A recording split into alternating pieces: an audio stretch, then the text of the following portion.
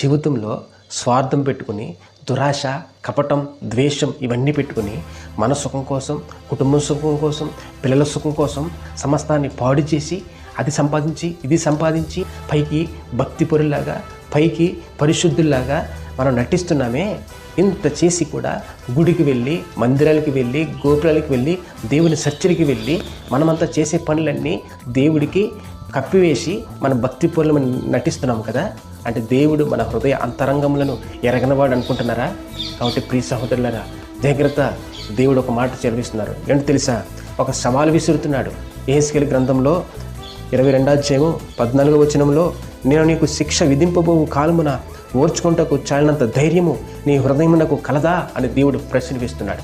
సమాధానం చెప్పు ప్రియ సహోదరుడా, సహోదరి, సమాధానం చెప్పు దమ్ముంటే అని దేవుడు అడుగుతున్నాడు. నేను శిక్ష విధింపబోవు కాలమున నీకు చాలినంత ధైర్యము నీకుందా?